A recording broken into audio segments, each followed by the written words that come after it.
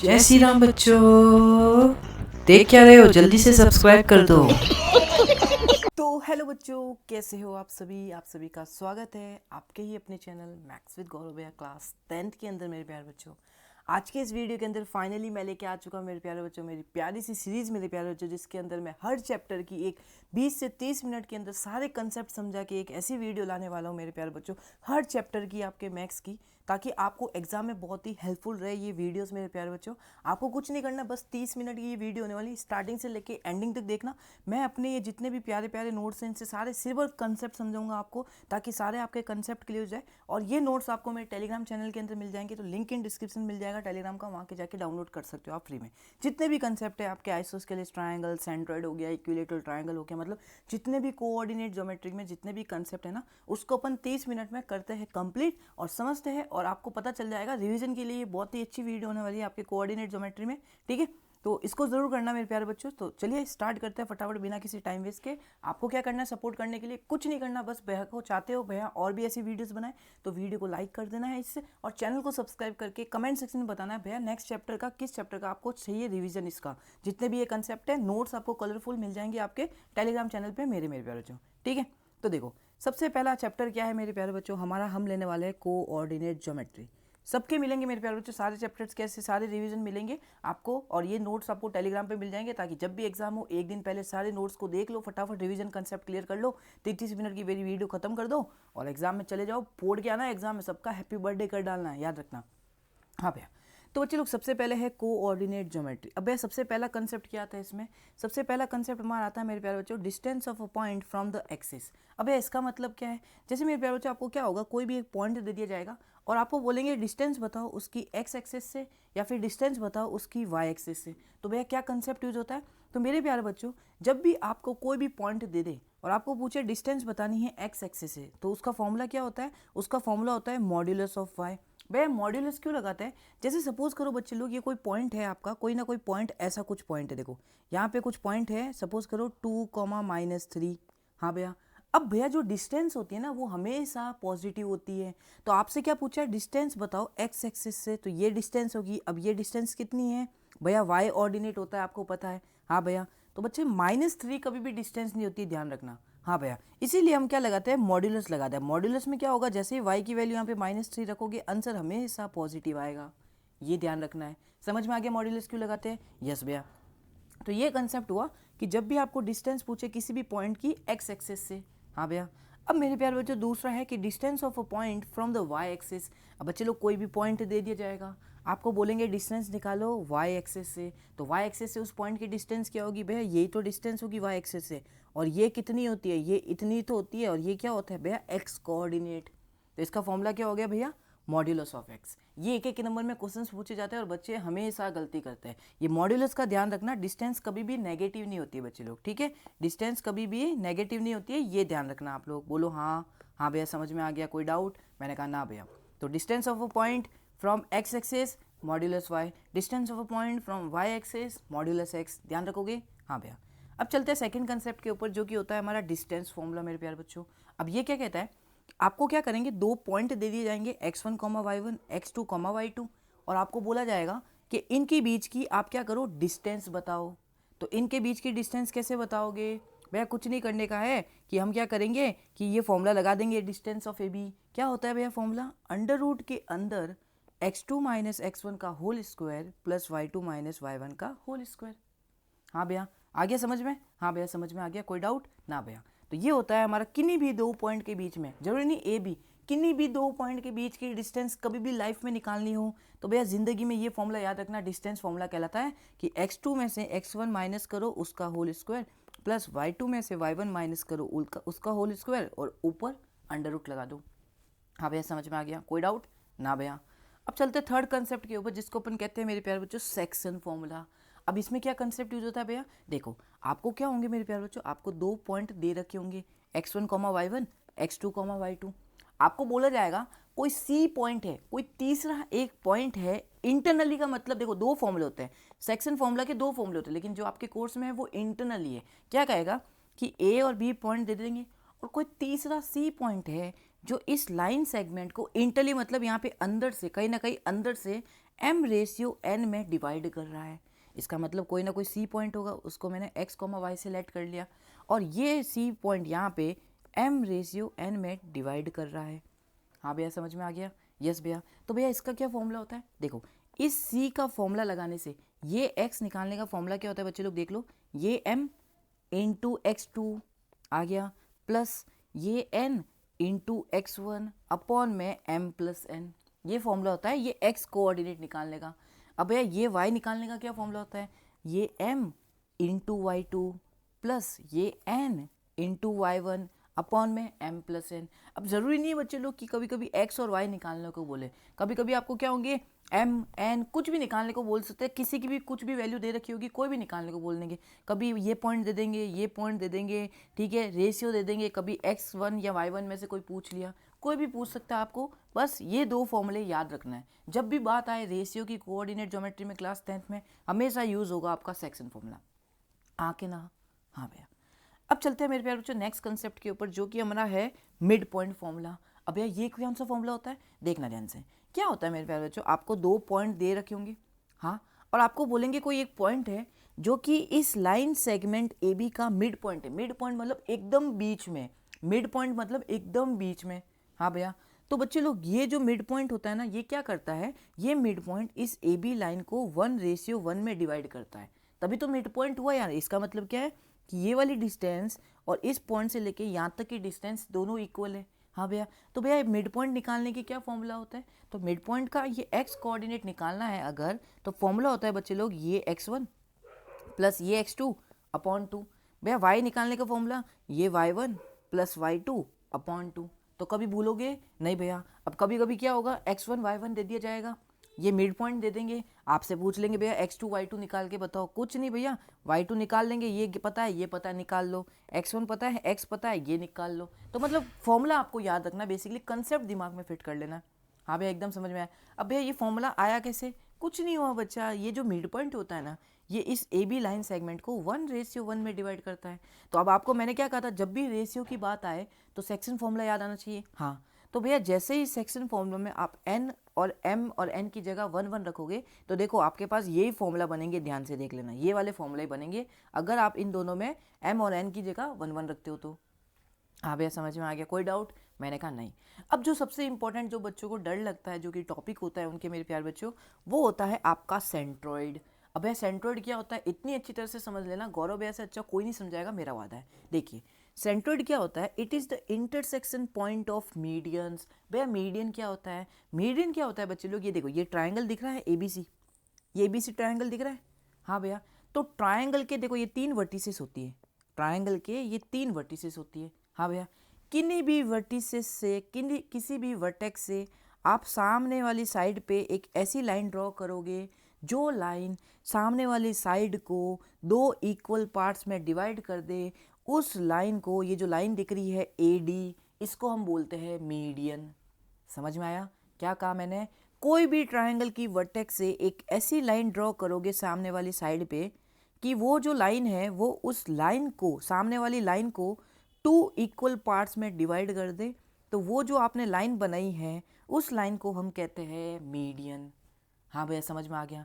तो भैया total 3 vertex होते हैं हमारे ट्राइंगल में, तो तीनों से एक एक मीडियन ड्रॉ हो सकता है भैया। मैंने कहा हाँ भैया तीनों से एक एक मीडियन ड्रॉ हो सकता है, मतलब तीनों से एक ऐसी लाइन ड्रॉ कर सकते हैं कि वो सामने वाली साइड को 2 इक्वल पार्ट्स में डिवाइड करे। देखो हाँ भैया, तो ये ब्लू कलर में आपको 3 मीडियन दिख रहे हैं, पहला, दूसरा और ये तीसरा। हाँ भैया, तो भैया ये सेंट्रॉइड किस नाम की बला है? मैंने कहा कुछ नहीं है, बहुत ही छोटी सी चीज़ है, इन तीनों के मीडियन के इंटरसेक्शन पॉइंट को ही हम सेंट्रॉइड बोलते हैं। कैसे भैया?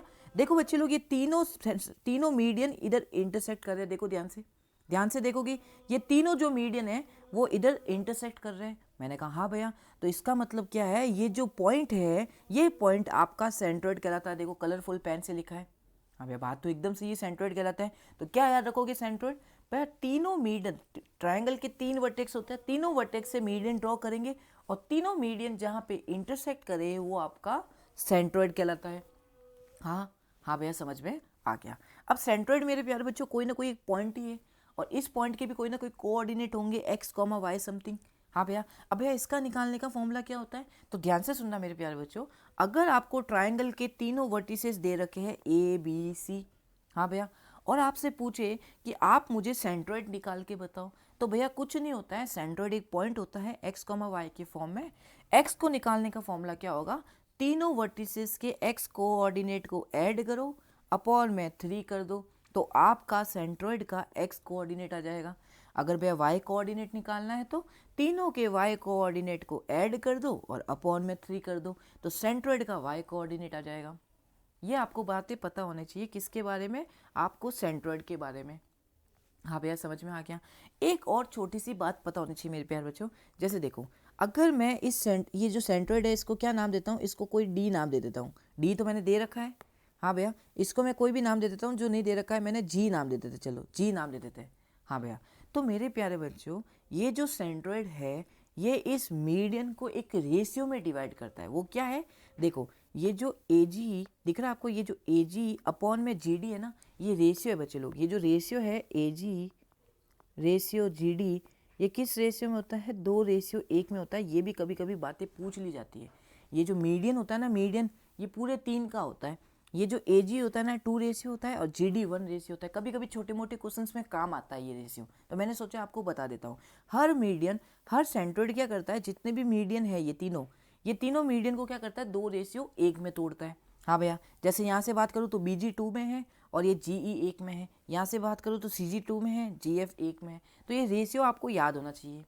हाँ भैया एकदम सही है। बाकी कभी कभी इक्विलेटरल का एरिया पूछ लेते हैं, तो एरिया ऑफ इक्विलेटरल भी याद रखना, √3/4a², ये याद रखना इक्विलेटरल ट्राइंगल का एरिया। ये भी कभी कभी एक नंबर में आता है, तो हमें कंसेप्ट सब पता होना चाहिए। हाँ भैया समझ में आ गया, कोई डाउट नहीं है। और मेरे प्यारे बच्चों एक बात याद रखना, ट्राइंगल में एक और बात याद रखना, इक्विलेटरल ट्राइंगल की बात करें, वो आगे आएंगे अभी थोड़ी देर में, ठीक है, उस कंसेप्ट पे आगे आएंगे। अब देखो नेक्स्ट टॉपिक पे चलते हैं। नेक्स्ट टॉपिक है आपका एक लाइन और एक पॉइंट। ये एक बहुत ही प्यारा कंसेप्ट है जो बच्चों को नहीं पता होता है। सेंट्रोइड में इतना था मेरे प्यारे बच्चों, सेंट्रोइड क्या होता है, मीडियन क्या होता है, सेंट्रोइड निकाल से कैसे है, सेंट्रोइड ये जो सेंट्रोइड है उस मीडियन को कितने रेशियो में डिवाइड करता है, ठीक है। ये तो इक्विलेटरल का ट्राइंगल का फॉर्मूला, इसको हटाओ, अभी इसको हटाओ, ये इक्विलेटरल ट्राइंगल का फॉर्मूला यहाँ पे यूज़ नहीं लेना है। तो ये फॉर्मूले होते हैं, ये याद कर लेना आप लोग, ठीक है। अब देखो, अब एक कंसेप्ट है मेरे प्यारे बच्चों, क्या होता है यार, कोई भी लाइन आपको कोऑर्डिनेट सिस्टम में कोई भी लाइन दे रखी है। हाँ भैया, अब आपको पता है कि उस लाइन के ऊपर जितने भी पॉइंट होंगे, ठीक है, वो सारे के सारे पॉइंट इस लाइन की इक्वेशन को सेटिस्फाई करेंगे। भैया मतलब समझ में नहीं आया। मैंने कहा देखो मेरे प्यारे बच्चों, इस लाइन पे जो भी पॉइंट होंगे एक्स कॉमा वाई में होंगे, हाँ भैया, वो एक्स कॉमा वाई की वैल्यू जब आप उस लाइन की इक्वेशन में रखोगे, हाँ भैया, तो बच्चे लोग ये जो LHS है और ये जो RHS है, ये दोनों इक्वल आएंगे। अगर सपोज करो यहाँ पे कोई पॉइंट था, सपोज करो 3,0, तो अगर इस लाइन पे कोई पॉइंट है 3,0 और वो 3 मतलब x की जगह यहाँ पे इक्वेशन में 3x की जगह 3 रखोगे, y की जगह 0 रखोगे ना, तो आपका इसकी वैल्यू 4 आएगी, मतलब RHS के बराबर आएगी हमेशा। ये ध्यान रखना है। मतलब क्या कहना चाहता हूँ कि every point on the line satisfy it's equation. ये ध्यान रखना, बहुत ही क्वेश्चंस पूछे जाते हैं।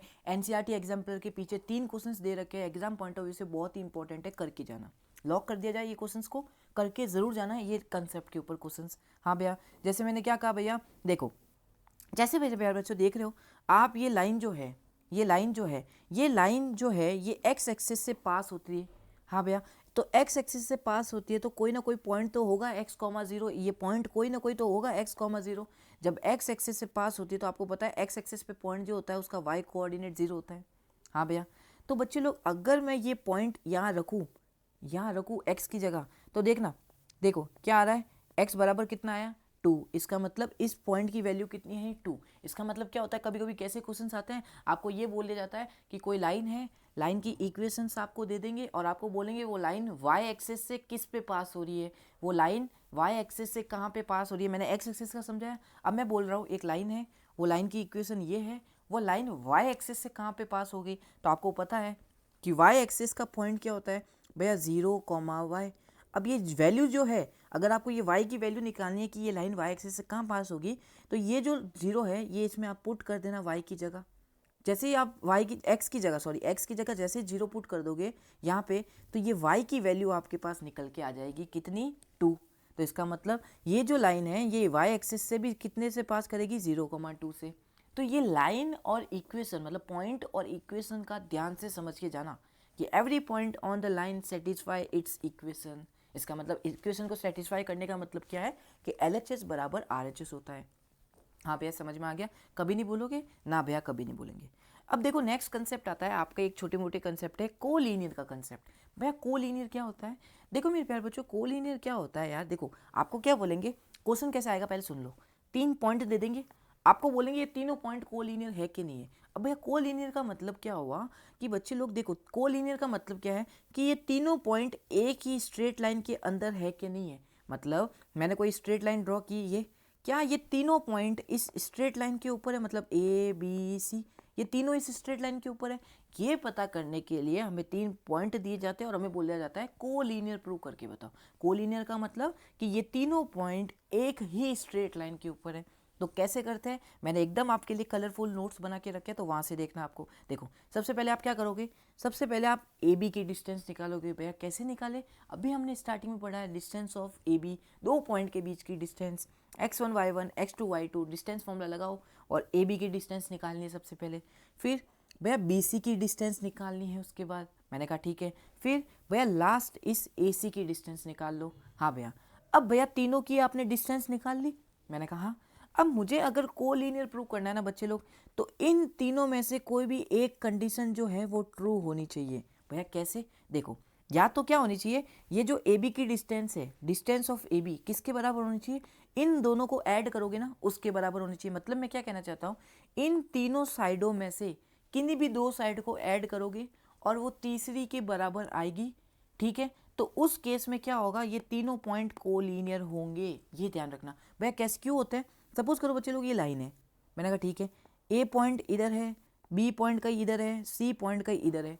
हाँ सपोज करो ये जो डिस्टेंस आपने AC निकाला, ये जो डिस्टेंस आपने BC निकाला, और जो डिस्टेंस आप ये कंप्लीट AB निकालोगे, ठीक है। हाँ भैया निकाल ली। फिर ये जो AC प्लस BC करोगे, अगर ये AB के बराबर आ गया, इसका मतलब क्या है भैया, ये तीनों पॉइंट इस लाइन के ऊपर है, ध्यान से देखो। हाँ भैया समझ में आ गया। तो कभी भी आपसे पूछे कि ये तीनों पॉइंट कोलीनियर है कि नहीं है, कुछ मत करना, पहले AB की डिस्टेंस निकालना, फिर BC की निकालना, फिर AC की निकालना, फिर ये तीनों कंडीशन चेक करना। इन तीनों में से कोई भी एक ट्रू होती है, मतलब तीनों साइडों में से किन्हीं भी 2 को ऐड कर रहे हो, वो तीसरे के बराबर आती है। तो ध्यान रखना कि वो तीनों पॉइंट्स क्या होंगे, कोलीनियर होंगे। अगर ये कंडीशन फॉलो नहीं करते हैं तो कोलीनियर नहीं होंगे। हाँ भैया समझ में आ गया। चलिए नेक्स्ट टॉपिक पे आ जाओ। अब एक है मेरे प्यारे बच्चों, स्केलिन ट्रायंगल क्या होता है, कभी कभी आता है स्केलिन ट्रायंगल। स्केलिन ट्रायंगल वो ट्रायंगल होता है मेरे प्यारे बच्चों जिनकी तीनों साइड अनइक्वल होती है। ये जो ट्रायंगल की तीनों साइड दिख रही है ना, AC, ये BC, ये AB, ये तीनों अलग अलग होती है। तो जिस ट्रायंगल की तीनों साइड अलग अलग हो, डिफरेंट हो, उस ट्रायंगल को हम स्केलिन ट्रायंगल बोलते हैं। तो डेफिनेशन में मैंने यहाँ पे दे दिया है, नोट्स आप डिस्क्रिप्शन में, या डिस्क्रिप्शन क्या टेलीग्राम का लिंक मिलेगा डिस्क्रिप्शन में, वहाँ से देख सकते हो। हाँ भैया, अब भैया पता कैसे करें कि कोई बोल देगा कि भैया ये स्केलिन ट्रायंगल है कि नहीं है, कैसे पता करें, क्या करोगे आप, सबसे पहले AB की डिस्टेंस निकालोगे, मतलब ये वाली डिस्टेंस निकालोगे, फिर ये वाली डिस्टेंस निकालोगे, फिर ये वाली डिस्टेंस निकालोगे, आप तीनों की डिस्टेंस निकाल के देखोगे।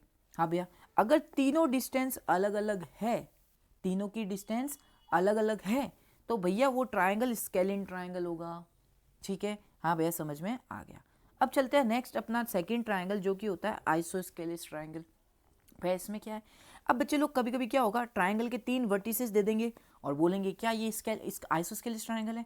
तो आइसोस्केलिस ट्रायंगल वो ट्रायंगल होता है जिनकी 2 साइड्स इक्वल होती है। कोई भी 2 साइड्स क्या होती है, इक्वल होती है। हाँ भैया, तो भैया कैसे पता करें आइसोस्केलिस ट्रायंगल है कि नहीं है, तो बच्चे लोग ध्यान रखना कि आइसोस्केलिस ट्रायंगल पता करने के लिए क्या करेंगे, AB की डिस्टेंस निकालो, वापस ये निकालो, ये BC की भी निकालो, AC की भी निकालो, तीनों डिस्टेंस आप निकाल लोगे। हाँ भैया, फिर ये चेक कर लो कि इन तीनों डिस्टेंस में से अगर कोई भी 2 बराबर आती है, तो हम बोल देंगे ये ट्रायंगल जो है, ये जो वर्टिसेस है ABC, ये एक आइसोस्केलिस ट्रायंगल के हैं। बस सिंपल कंसेप्ट। हाँ भैया समझ में आ गया। अब बच्चे लोग 1-2 कंसेप्ट और पता होने चाहिए आपको। क्या भैया, देखिए मेरे प्यारे बच्चों, क्या होता है जब भी आप आइसोस्केलिस ट्रायंगल से एक परपेंडिकुलर ड्रॉ करते हैं, जब भी आप आइसोस्केलेस ट्रायंगल से एक परपेंडिकुलर ड्रॉ करते हैं, हाँ भैया, तो बच्चे लोग यही परपेंडिकुलर क्या होता है, बाइसेक्टर भी होता है। किस साइड का, इस वाली साइड का। अगर आप ए से सामने वाली साइड पे एक परपेंडिकुलर ड्रॉ कर रहे हो तो ये जो परपेंडिकुलर होता है ना, यही बाइसेक्टर भी होता है सामने वाली साइड का। बाइसेक्टर मतलब दो इक्वल पार्ट्स में डिवाइड करता है। अगर मैं इस बी वर्टिस से सामने परपेंडिकुलर ड्रॉ कर रहा हूँ तो ये जो लाइन है, ये जो लाइन मैंने ड्रॉ की है परपेंडिकुलर, ये इस सामने वाली मतलब AC को क्या करेगी, दो इक्वल पार्ट्स में डिवाइड करेगी। तो ये कंसेप्ट आपको पता होना चाहिए कि आइसोस्केलेस ट्रायंगल में जो परपेंडिकुलर होता है वो बाइसेक्टर भी होता है। हाँ भैया, समझ में आ गया? तो इतना कंसेप्ट क्लियर है? हाँ भैया। अब चलते हैं नेक्स्ट कंसेप्ट के ऊपर, जो कि है हमारा इक्विलेटरल ट्रायंगल। अब भैया इक्विलेटरल ट्रायंगल क्या होता है, जरा जल्दी से बता दो मेरे प्यारे बच्चों। इक्विलेटरल ट्रायंगल क्या होंगे, तीन आपको वर्टिसेस दे रखे होंगे ट्रायंगल के, और आपको बोलेंगे क्या ये इक्विलेटरल ट्रायंगल के वर्टिसेस है। तो आप कैसे बताओगे कि भैया हम तीनों साइड निकाल लेंगे, वही ए बी की डिस्टेंस, बी सी की डिस्टेंस, डिस्टेंस ऑफ ए सी। तो इक्विलेटरल ट्रायंगल की क्या खासियत होती है, उसकी जो तीनों साइड होती है वो इक्वल होती है। हाँ भैया, तो आप क्या करोगे, तीनों डिस्टेंस निकालोगे और ये चेक कर लो क्या ये तीनों बराबर आती है, ये तीनों बराबर है, तीनों बराबर है। तो ये तीनों वर्टिसेस जो है ये आइसोस्केलेस इक्विलेटरल ट्रायंगल की है, नहीं तो नहीं है। हाँ भैया, समझ में आ गया? सेम मेरे प्यारे बच्चों, जो आइसोस्केलेस ट्रायंगल में कंसेप्ट पढ़ा था वही इक्विलेटरल ट्रायंगल के अंदर कंसेप्ट पढ़ा है। क्या भैया? भैया इक्विलेटरल ट्रायंगल के अंदर, इक्विलेटरल ट्रायंगल के अंदर हम अगर कोई भी परपेंडिकुलर ड्रॉ करते हैं, हाँ भैया परपेंडिकुलर ड्रॉ करते हैं, तो क्या होता है, वो परपेंडिकुलर बाइसेक्टर होता है सामने वाली साइडर का। ये भी ध्यान रखना कंसेप्चुअल वाइज। हाँ भैया। भैया इक्विलेटरल ट्रायंगल का एरिया क्या होता है भैया, √3/4 ए स्क्वायर होता है, ये ध्यान रखना। अब भैया ए क्या है, भैया ए है side of an equilateral triangle. हाँ भैया, तो ये कुछ बातें हैं आपको याद रखनी है। अब मेरे प्यारे बच्चों कुछ और बातें हैं जो आपको याद रखनी है। कभी कभी क्वेश्चन आते हैं, आपको क्या दे दिए होंगे मेरे प्यारे बच्चों, देखना अब थोड़े नॉर्मल क्वेश्चन से मैं बता देता। अब क्या होगा, आपको बोलेंगे मेरे प्यारे बच्चों, कोई है ना कोई दो पॉइंट दे दिए जाएंगे ए एंड बी, कोई दो पॉइंट होंगे आपके पास। हाँ भैया, आपको बोलेंगे ये जो लाइन है, इस लाइन को एक्स एक्सेस कुछ 2:3 में डिवाइड कर रही है। तो एक्स एक्सेस सपोज करो कोई पॉइंट, एक्स एक्सेस कभी भी डिवाइड करती है ना, तो वो जो पॉइंट होता है मेरे प्यारे बच्चों ध्यान रखना, वो पॉइंट होता है x,0, क्योंकि जब भी एक्स एक्सेस किसी भी लाइन को डिवाइड करेगी, इसका मतलब एक्स एक्सेस और इस लाइन के ऊपर कोई ना कोई सेम पॉइंट होगा। हाँ भैया, तो आपको पता है एक्स एक्सेस पे कोई पॉइंट होता है तो उस पॉइंट का वाई कोऑर्डिनेट हमेशा 0 होता है। तो कभी कभी आपसे पूछेंगे, रेशियो दे देंगे 2:3 में और दो पॉइंट दे देंगे ए और बी, और आपको बोलेंगे कि एक्स एक्सेस इस लाइन को 2:3 में डिवाइड कर रहा है, या कोई भी रेशियो दे देंगे, तो अब मुझे बताओ वो पॉइंट क्या होगा। सेक्शन फॉर्मूला लगा देना, वाई 0 होगा, सेक्शन फॉर्मूला एक्स की वैल्यू निकाल लेना। तो मैं आपको ये बताना चाहता हूँ कि कोई भी लाइन को अगर एक्स एक्सिस डिवाइड करती है तो उसका कोऑर्डिनेट होता है x,0। सेम कभी कभी क्वेश्चंस ये पूछेंगे आपको कि कोई भी y कोऑर्डिनेट है ना, किसी लाइन सेगमेंट ए बी को कोई y एक्सिस क्या कर रही है, डिवाइड कर रही है किसी रेशियो में, तो y एक्सिस जब भी डिवाइड करती है तो वो पॉइंट होता है 0,y, क्योंकि y एक्सिस और उस लाइन पे कोई ना कोई कॉमन पॉइंट होगा, और वो पॉइंट पे मेरे प्यारे बच्चों हमारा x कोऑर्डिनेट 0 होगा, क्योंकि y एक्सिस पे x 0 होता है। हाँ, और y की वैल्यू आप निकाल सकते हो। तो ये कंसेप्ट ध्यान रखना। कभी कभी आपसे पूछा जाता है बच्चे लोग कि आपको 4 वर्टिसेस दे दिए जाते हैं, ए दे देंगे, बी दे देंगे, सी दे देंगे, डी दे देंगे। आपको पूछेंगे क्या ये स्क्वायर है, क्या ये चारों वर्टिसेस किसी स्क्वायर के हैं। तो बच्चे लोग स्क्वायर के हैं कैसे पता करोगे भैया, देखो हम क्या करेंगे इस केस में, पहले तो हमें पता है स्क्वायर की प्रॉपर्टी पता होनी चाहिए। क्या होती है प्रॉपर्टी भैया, चारों साइड स्क्वायर की इक्वल होती है। हाँ भैया, भैया स्क्वायर के जो डायगोनल्स है वो इक्वल होते हैं। हाँ भैया, तो मेरे प्यारे बच्चों अगर आपको कोई भी 4 वर्टिसेस दे दे, सुनना ध्यान से सुनना, अगर आपको कोई भी 4 वर्टिसेस दे दे और आपको पूछे क्या ये 4 वर्टिसेस स्क्वायर के हैं, तो क्या करोगे, सबसे पहले डिस्टेंस निकालोगे ए बी की, फिर डिस्टेंस निकालोगे बी सी की, फिर डिस्टेंस निकालोगे सी डी की, फिर डिस्टेंस निकालोगे इस डी ए की। इन चारों की डिस्टेंस निकल गई। अगर ये चारों इक्वल आती है तो फिर आगे हमें डायगोनल चेक करने पड़ेंगे कि डायगोनल भी इक्वल है कि नहीं है। अगर पहले 4 डिस्टेंस निकालते हो और ये चारों अनइक्वल आ जाती है, या इन चारों में से कोई भी एक अनइक्वल आ जाती है बच्चे लोग, तो ये स्क्वायर नहीं होगा। अगर इसको स्क्वायर होना है तो सबसे पहली कंडीशन तो चारों साइड इक्वल होनी चाहिए। हाँ भैया, फिर हम चेक करेंगे कि इसके डायगोनल भी इक्वल है कि नहीं है। तो आप क्या करोगे, आप सबसे पहले ए बी निकाला, फिर बी सी, फिर सी डी, फिर डी ए, फिर इसके ये दोनों डायगोनल निकालोगे बी डी और ए सी। ये 6 के 6 निकालोगे आप लोग। तो मेरे प्यारे बच्चों, इन चारों साइड इक्वल आनी चाहिए, ये दोनों डायगोनल आपस में इक्वल आने चाहिए, तब मैं कहीं जाके बोलूँगा कि दिस इज़ अ स्क्वायर। तो ये होता है कोऑर्डिनेट ज्योमेट्री का कंसेप्ट। अब भैया क्यों हम चारों साइड निकालने के बाद ये डायगोनल क्यों चेक करते हैं? क्योंकि बच्चे लोग, एक नाम चीज़ होती है रोम्बस, एक चीज़ होती है रोम्बस। रोम्बस सुना है कभी? रोम्बस, ROMBUS, रोम्बस नाम सुना है? हाँ भैया सुना है। भैया रोम्बस की भी चारों साइड तो इक्वल होती है, चारों साइड तो भैया रोम्बस की भी इक्वल होती है, A B B C C D D, ये चारों इक्वल होती है। लेकिन भैया रोम्बस में जो ये डायगोनल्स होते हैं ना, ये डायगोनल्स ये अनइक्वल होते हैं।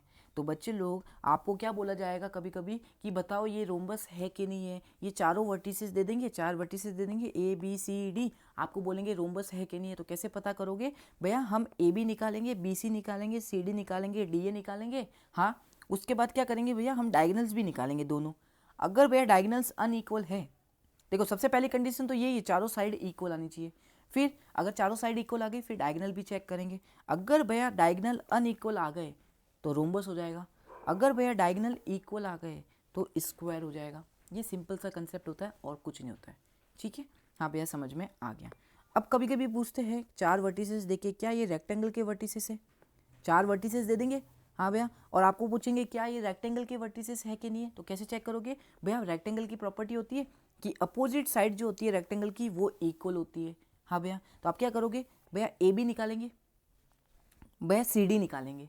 अगर ये दोनों इक्वल आती है, हाँ भैया, तो फिर ए डी निकाल लेना, बी सी निकाल लेना। अगर भैया ये भी दोनों इक्वल आती है तो ये पक्का आपका रेक्टेंगल होगा, पक्का रेक्टेंगल होगा, ध्यान रखना, ठीक है? अब भैया कैसे होगा रेक्टेंगल इक्वल? क्यों रेक्टेंगल होगा? मैंने कहा नहीं होगा अभी तक रेक्टेंगल। फिर भैया हमको पता है रेक्टेंगल्स के भी डायगोनल्स इक्वल होते हैं, रेक्टेंगल्स के भी डायगोनल्स इक्वल होते हैं, ध्यान रखना, हाँ भैया। क्योंकि ये 90 डिग्री होता है और ये साइड इक्वल होती है, यहाँ पे भी 90 डिग्री होता है, ये और ये साइड सेम आ जाती है, हाँ भैया। तो क्या याद रखोगे? रेक्टेंगल्स के भी डायगोनल्स क्या होते हैं? इक्वल होते हैं, ध्यान रखना, हाँ भैया। तो बच्चे लोग, अगर मुझे रेक्टेंगल बताना है, क्यों भैया? क्यों हम ये अपोजिट साइड्स इक्वल करके नहीं बता सकते ये रेक्टेंगल है? क्योंकि मेरे प्यारे बच्चों, पैरेललोग्राम नाम की चीज़ सुनी है? पैरेललोग्राम नाम की चीज़ सुनी है? पैरेललोग्राम में क्या होता है भैया? पैरेललोग्राम में क्या होता है? अपोजिट साइड्स पैरेलल और इक्वल होती है। वो तो पैरेललोग्राम में भी होती है, ये वाली साइड इसके इक्वल, ये वाली साइड इसके इक्वल। लेकिन क्या खासियत है? रेक्टेंगल के डायगोनल्स इक्वल होते हैं, रेक्टेंगल्स के डायगोनल्स इक्वल होते हैं। तो अगर मुझे ये बताना है कि ये चारों वर्टिसेस रेक्टेंगल के हैं, तो क्या करूँगा मैं? सबसे पहले चेक करूँगा अपोजिट साइड्स इक्वल है कि नहीं है। तो पहले ए बी निकाल लूँगा, सी डी निकालूंगा, देखूंगा इक्वल है, हाँ। फिर आगे चलूँगा, ए डी निकालूंगा, बी सी निकालूंगा, फिर ये भी देखूंगा ये भी इक्वल है, हाँ। अगर अपोजिट साइड्स इक्वल है, फिर मैं क्या निकालूंगा? डायगोनल निकालूंगा। अगर दोनों डायगोनल भी इक्वल है तो रेक्टेंगल हो जाएगा। और पैरेललोग्राम पूछे तो भैया पहले ए बी निकालोगे, डी सी निकालोगे, भैया दोनों इक्वल है, हाँ। फिर ए डी निकालोगे, बी सी निकालोगे, भैया दोनों इक्वल है, हाँ।